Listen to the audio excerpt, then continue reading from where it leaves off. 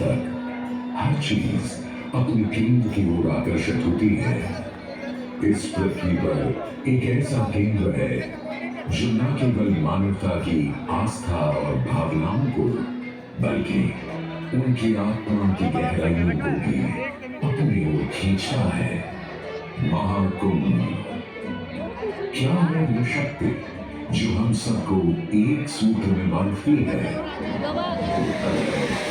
गंगा।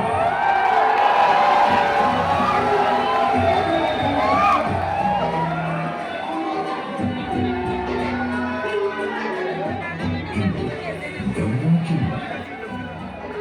क्योंकि गंगा कोई नदी नहीं है, आस्था की अविरल तरल धारा है गंगा। विश्वासों की वाहिनी, संस्कृतियों की सरिता है गंगा।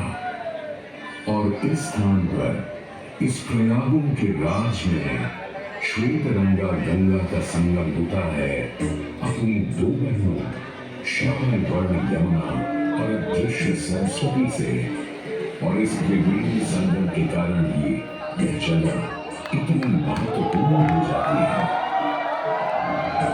गंगा के उद्गम के बारे में जो पौराणिक कथा प्रचलित है वो बड़ी ही रोचक और मनमोहक है। तो आइए क्यों न आज हम आपको गंगा अवतरण की कहानी सुनाएं, दिखाएं।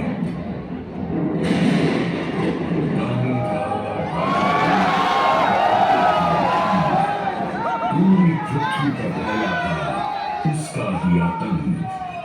उसके आतंक को रोकने विष्णु ने खड़ा एक रूप 52 अंगुल का बौना बनकर पहुंचे जहां था भूत।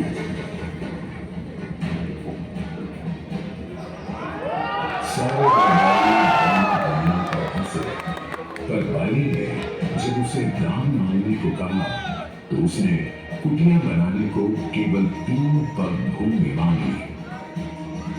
पर जब बौने ब्राह्मण ने भूमि नापनी शुरू की तो जैसे भूचाल किया गया। पहले पद में पूरी धरती नाप ली और अगले कदम से स्वर्ग। ब्रह्मा जी ने भगवान विष्णु के चरण होकर उस जल को अपने कमंडल में भर लिया। और अब वामन अवतार ने अपना तीसरा पर्व बलि के सिर पर रख उसे पाताल लोक भेज मुक्ति दे दी।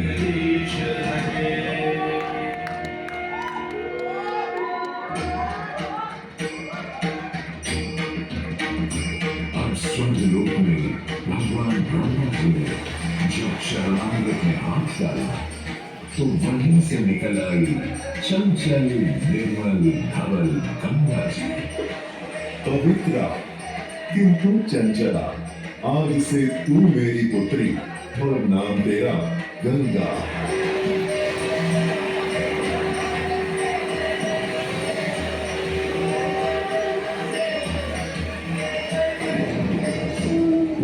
कुछ समय बाद सतयुग में इक्ष्वाकु कुल के सूर्यवंशी राजा सगर ने सारे संसार को जीतने के लिए एक अश्वमेध यज्ञ का संकल्प किया। सुने सुने सुने, सब सुने, यह चिन्ह पूजित धवल अश्व जहां भी जाएगा वो भूमि राजा सगर की मानी जाएगी। यदि किसी ने इस अश्व को रोका या पकड़ा तो उसे सगर के 60,000 एक पुत्रों और उनकी लक्षाधिक सेना का सामना करना पड़ेगा। सुने सुने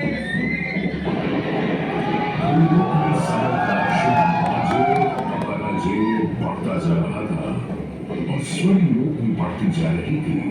देवेंद्र इंद्र की दुविधा डरकर वो अश्व को रोकने की युक्ति लगाने लगे। इंद्र ने राजा सगर के उस घोड़े को चुरा लिया और छल से महर्षि कपिल के आश्रम में बांध दिया।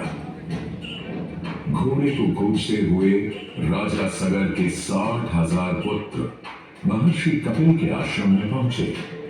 वहां घोड़े को बंधा हुआ देख क्रोधित पुत्रों ने कपिल मुनि को घोड़ा चोर समझा और उन्हें अपशब्द कहने लगे। वाचाल कुमारों, यदि कपिल ऋषि ने खोली आंख तो तपस की युगाग्नि से जलकर तुम सब हो जाओगे राख।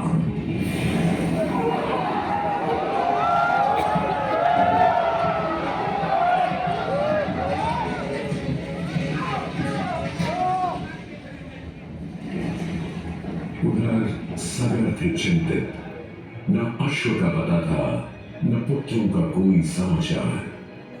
पिता का दुख देख पुत्र अंशुमन चल पड़े खोज कर। जब महर्षि कपिल के आश्रम पहुंचे तो देखा अश्व को और साथ ही अपने 60,000 भाइयों की भस्म को।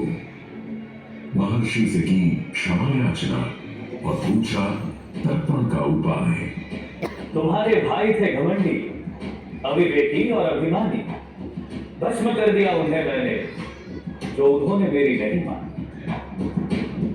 गंगाजल, केवल गंगाजल ही दे सकता है मुक्ति उन्हें, जो भस्म हुए तुम्हारे परिकर।